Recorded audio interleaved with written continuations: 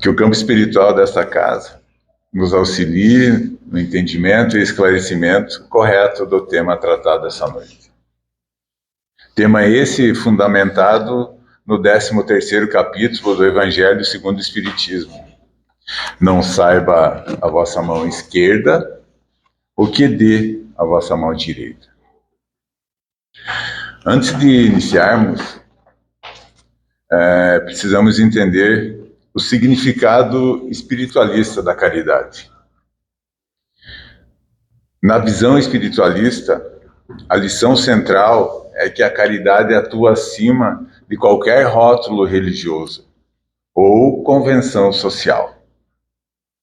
No Livro dos Espíritos, que é o primeiro livro da codificação espírita, publicado em 18 de abril de 1857, por Hippolyte Léon Denisard Rivail, sob o pseudônimo de Allan Kardec, diz assim, na questão 886, que fala sobre o tripé da caridade. A caridade segundo Jesus, que se divide em 3 pilares diários. Iniciando com a benevolência para com todos, a vontade sincera de fazer o bem a todos, sem distinção. O segundo é a indulgência para com todos, a indulgência para as imperfeições alheias, a compreensão e tolerância com os erros e as imperfeições alheias. Lembrando que nós também precisamos de paciência. E o terceiro é perdão das ofensas. Não guardar mágoas, nem cultivar o ressentimento. Esses, então, são os 3 pilares na visão espiritualista sobre a caridade. Esses 3 pilares que ainda estamos com dificuldades para começar a praticá-los. Tá? E ainda no Livro dos Espíritos, na questão 893, diz assim: a mais meritória das virtudes. Quando questionados sobre qual é a virtude mais meritória, os espíritos respondem que é a caridade desinteressada. Significa praticar o bem sem esperar recompensa, reconhecimento, gratidão e sem fazer distinção de pessoas. Amar os que fazem o bem é natural, mas a verdadeira elevação está em amar aqueles que nos ferem e em ajudar quem não tem como retribuir. E diz ainda assim, muito além da esmola. Embora a ajuda material, como doação de alimentos, roupas e recursos, seja válida e necessária para socorrer as urgências do corpo, o Espiritismo destaca que a verdadeira caridade é a doação de si mesmo, que pode ser exercida de infinitas formas no dia a dia, através de uma palavra de consolo, do silêncio compreensivo diante de uma provocação, de um abraço fraterno ou da emissão de bons pensamentos. Está explicado aqui um pouco sobre a caridade, o significado espiritualista da caridade. Temos que avançar muito nessa virtude. Na passagem de hoje, vamos participar ou ter um tribunal espiritual. Mas antes, precisamos entender como funciona um tribunal de justiça aqui na Terra. Eu sei que a maioria de nós, quase todos, sabe como é que funciona, como que se monta, né, Juliane? Quem é do ramo sabe bem. Mas eu tenho que fazer essa comparação para o melhor entendimento de todos. Como como é falado, não é só nós encarnados que estamos aqui. O tribunal do júri é composto por um juiz togado que atua como presidente e 25 jurados alistados, dos quais 7 são sorteados no início da sessão para formar o conselho de sentença. Além deles, participam o Ministério Público, a defesa, advogado ou defensor público, o réu, testemunhas e serventuários. A estrutura detalhada do julgamento popular funciona da seguinte forma: o juiz, que é o presidente, diretor do processo, garante o cumprimento das leis e regras, ouve as testemunhas, formula as perguntas, realiza a contagem dos votos e profere a sentença final com a dosimetria da pena. O conselho de sentença, como eu falei, é composto pelos 7 jurados, são cidadãos da comunidade, maiores de 18 anos e de idoneidade reconhecida. São eles que decidem, em votação sigilosa e por maioria dos votos, se o réu é culpado ou inocente. E as fases do julgamento incluem o interrogatório do réu, o depoimento de testemunhas, os debates orais, onde a acusação e defesa expõem seus argumentos, a votação em sala secreta e, por fim, a leitura da sentença pelo juiz. Esse, então, é o básico, né, de um tribunal aqui na Terra. Mas toda a lei humana, tudo que vem do homem, pode ser alterado. A gente vê isso em vários júris, até do mais alto escalão. Jurados podem ser persuadidos. Juízes podem ser subornados ou comprados. Nem sempre, né? Mas já aconteceu. Vou aliviar aqui para não ser processado, preso. Quantos casos, né, de pagamentos de propinas, milhões e milhões, a gente vê aí nas mídias pelo mundo afora. Testemunhas manipuladas, culpados absolvidos, inocentes julgados e presos, e assim funciona a justiça na Terra. Mas na justiça divina, isso não acontece. Tenhamos certeza. Explicado o básico, agora vamos entrar no tema. Era um tribunal espiritual. No vasto recinto sentavam-se, atrás de uma mesa, várias figuras veneráveis, sobre cujas cabeças havia um halo resplandecente. O ambiente era iluminado por uma luz verde repousante, e tomando toda a parede havia grande cruz que lentejolava. Uma paz serena envolvia todos os corações, e no éter vibrava suavíssima música que fazia elevar os espíritos numa suspensão de prece. Súbito se fez silêncio, e o presidente, se erguendo e elevando os olhos, murmurou: Mestre amado, louvado seja o vosso sagrado nome. Aqui estamos para ouvir e julgar 3 irmãos, 3 dos vossos filhos que terminaram o estágio na terra. Rogamos para eles a vossa bênção e vossa proteção e pedimos permissão para iniciar os nossos trabalhos. Um murmúrio de bênçãos correu entre os presentes e quando se fez silêncio, uma voz vinda do alto encheu o enorme recinto. Fale o primeiro irmão.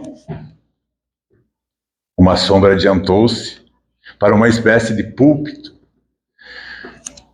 e, descobrindo o rosto, disse: venho do departamento de recuperação. Que fizeste na terra? Fui agente do rei, encarregado de ministrar justiça e gerir propriedade. Antigo juiz militar, magistrado, funcionário do reino.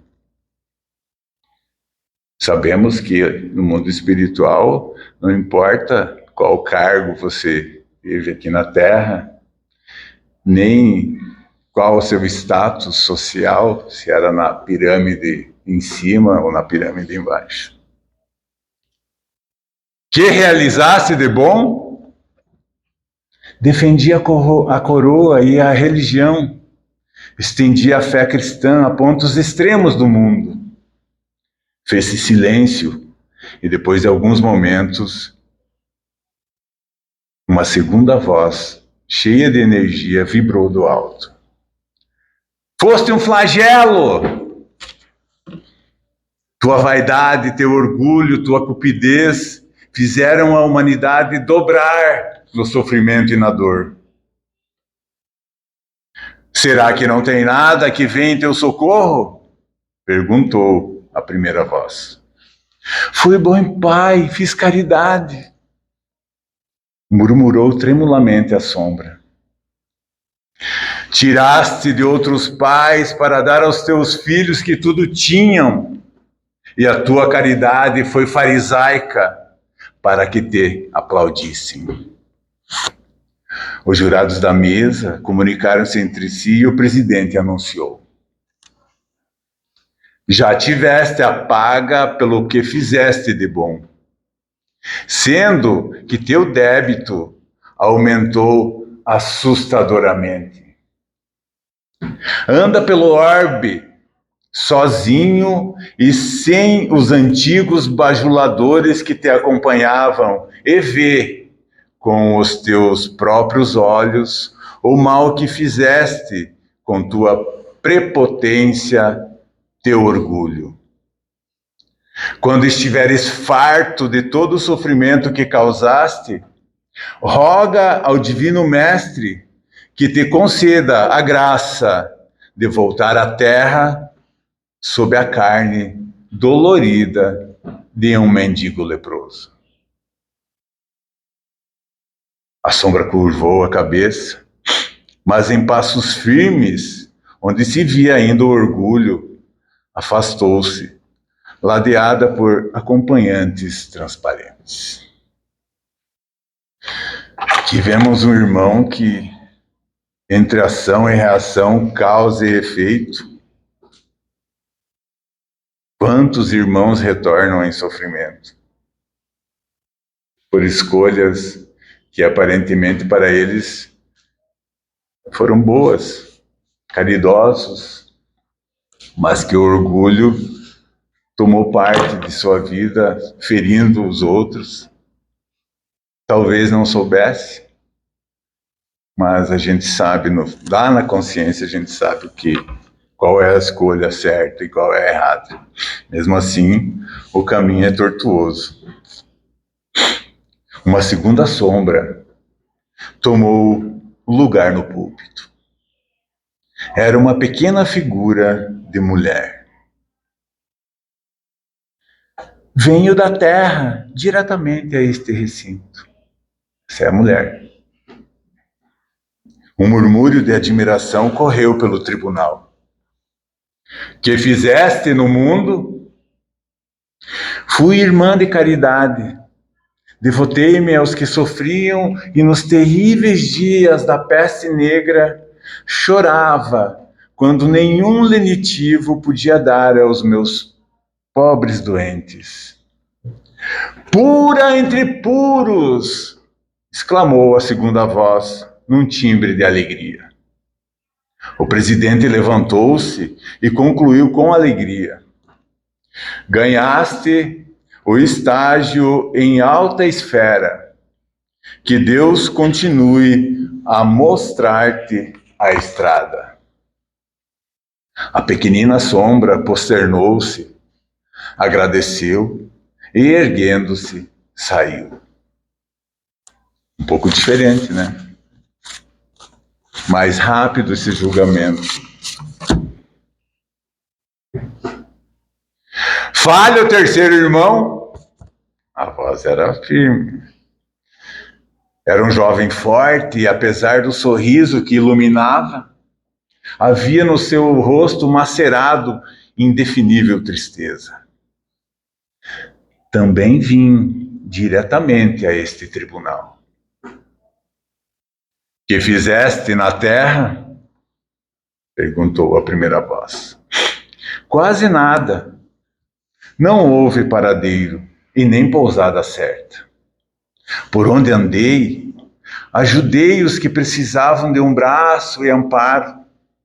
Aqui era aguadeiro, ali pastor, mais além coveiro. E o que ganhava, repartia pelos que eram mais famintos do que eu. Minha grande alegria era a natureza. Fui um poeta do Criador. Encantava meu palpitar de uma asa, o pipilar dos passarinhos famintos no ninho, e o laborioso trabalho de um broto, rasgando a casca humilde para se transformar mais tarde em folhas, flores e frutos. Emocionava-me o nascer do sol e o seu poente, e nada me magoava mais do que o triste choro de uma criança. E o que te ensombrece a face? Saudade da terra? Não. Magoa-me o coração o ter falhado na minha última missão. Conta-nos o acontecimento para que te julguemos.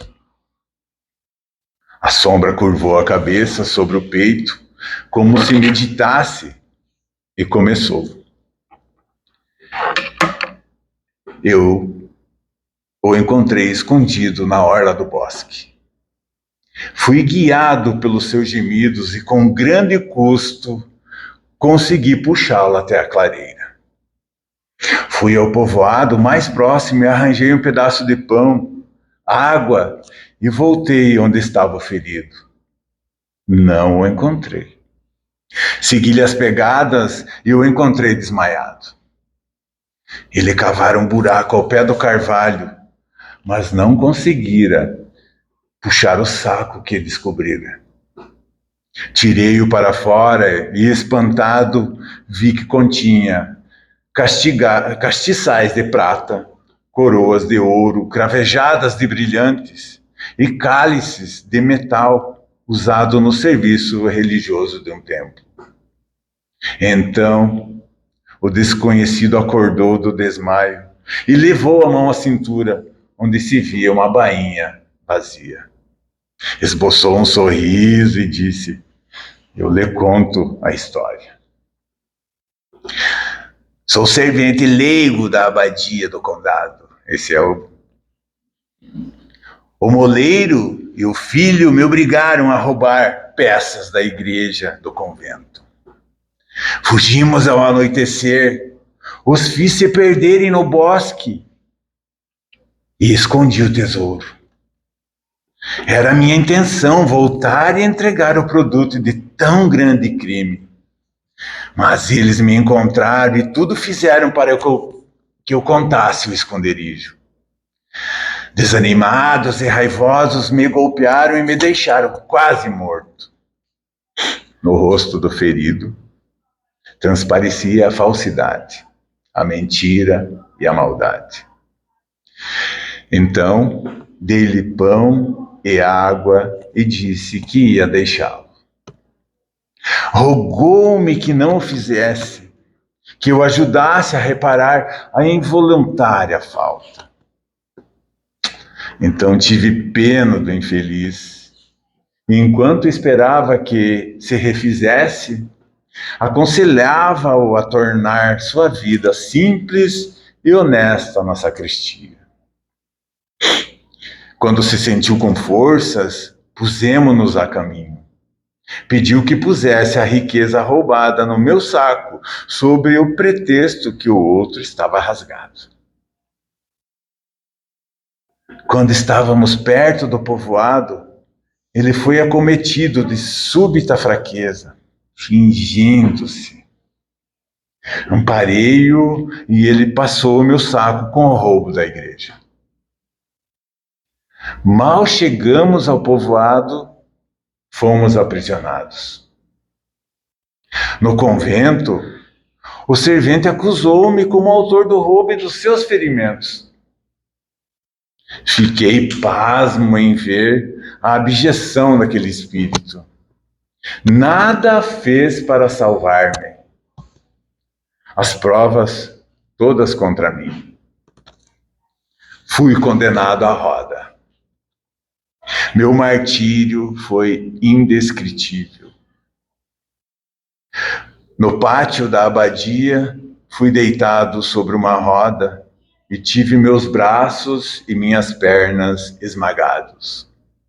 Fiquei desconjuntado, horas e horas.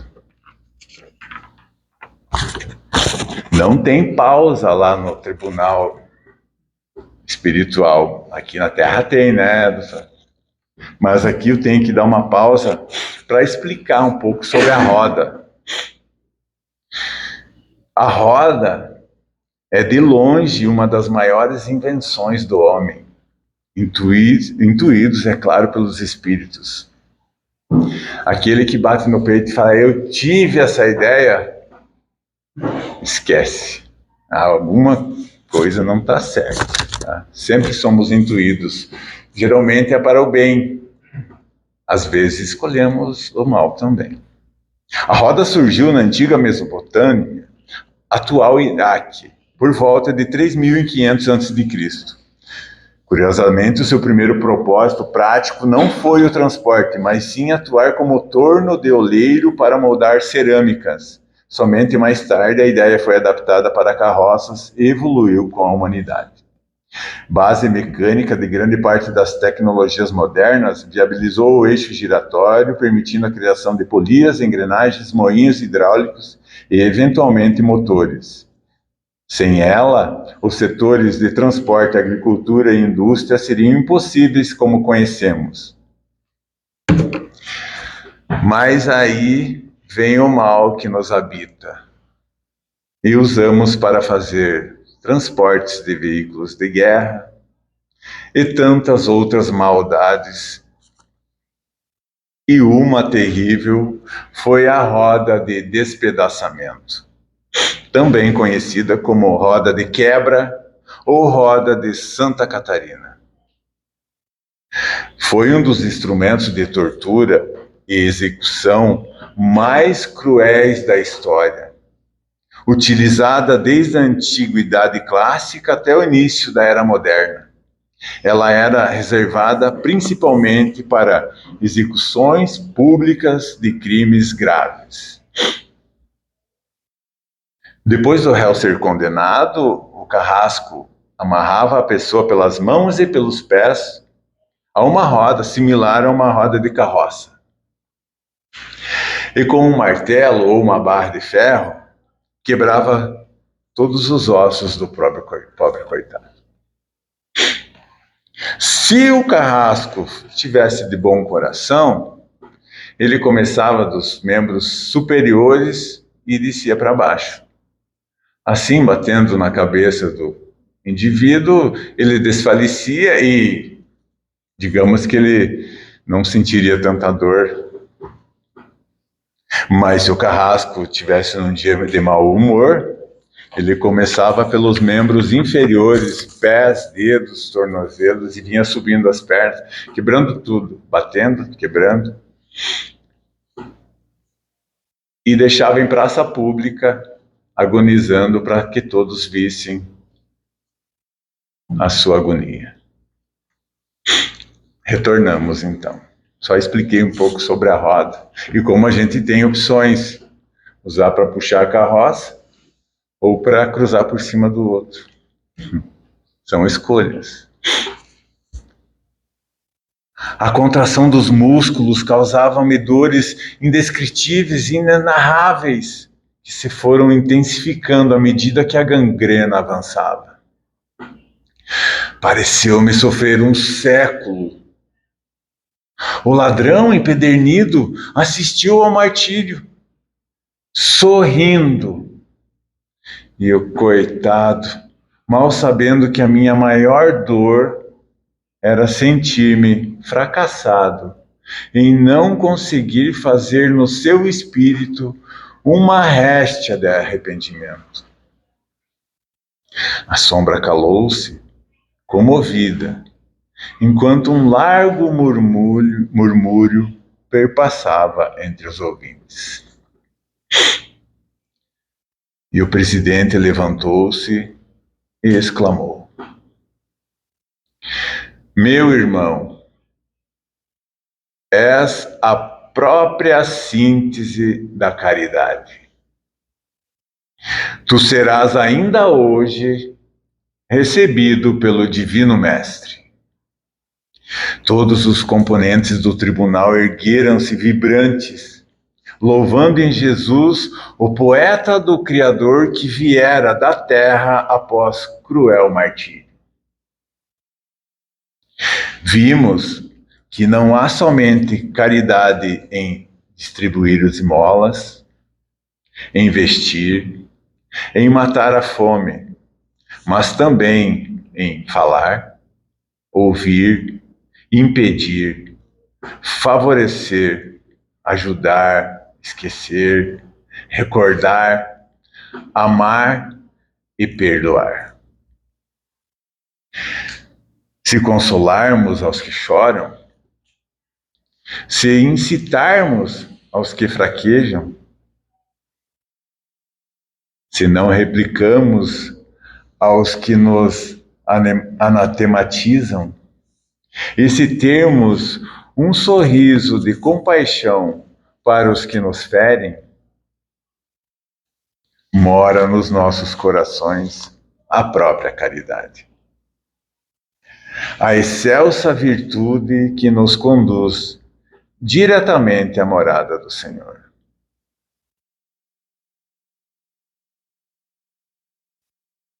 Parece tão fácil, né? A gente ter essas opções. Consolar os que choram, incitar os que fraquejam. E não replicar nenhum a quem conta-nos ou fala de nós, ou provoca.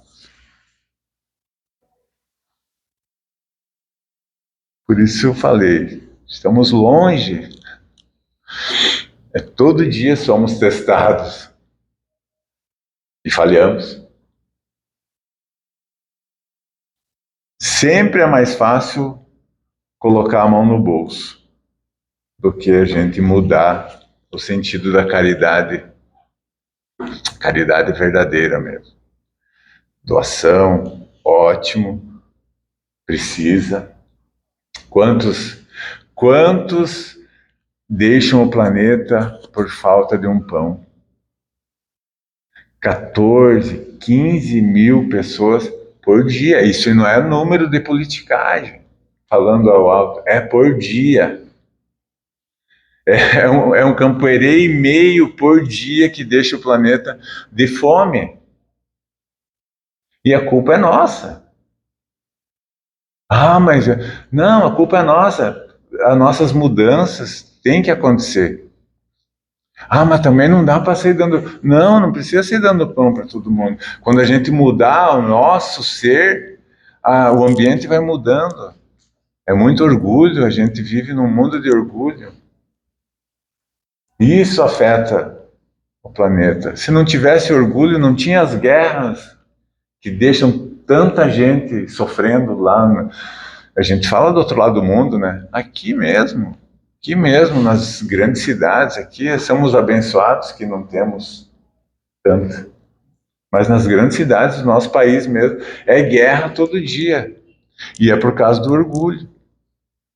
Um querendo dominar o território do outro. E é a mesma coisa de um país para o outro. Eu quero esse teu espaço para mim vender o que eu tenho para vender, ou para pegar o que você tem para vender. E assim se vão os irmãos sofrendo, os pobrezinhos mais fracos vão indo. Crianças. Nunca acaba. A África, a gente só assiste na TV, né? Ajude com R$1, ajude com R$1, ajude com R$1. Aí você vê aqueles que usam disso para ficarem milionários. Aí o que acontece? Eu não vou ajudar. Eles roubam tudo e não sei o que. E daí é isso que dá. Ninguém ajuda porque tem um irmão que escolheu o lado errado, que está roubando o dinheirinho que era para ir dar aquele pacotinho de alimento para os pobrezinhos na África. É incrível o nosso planeta. Ai, ai. Mas, ou seja, é muita gente sofrendo. Não vou nem falar os outros números que a gente daí vai pesquisando. Já falei dos que vão embora mesmo. De fome. Senhor, ensina-nos a compreender a importância dos outros. Em verdade, recolhemos de alguns as dificuldades e os problemas. No entanto, de inúmeros outros, obtemos as alegrias e as bênçãos que nos enobrecem a vida.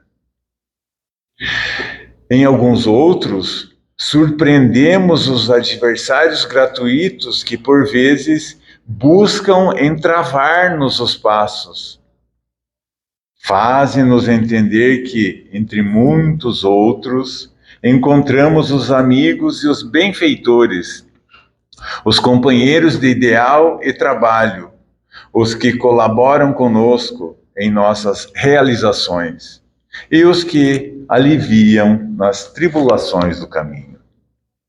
De alguns, temos a censura, mas de outros, recebemos os estímulos ao desempenho das tarefas que nos confiaste. Alguns nos inclinam ao pessimismo.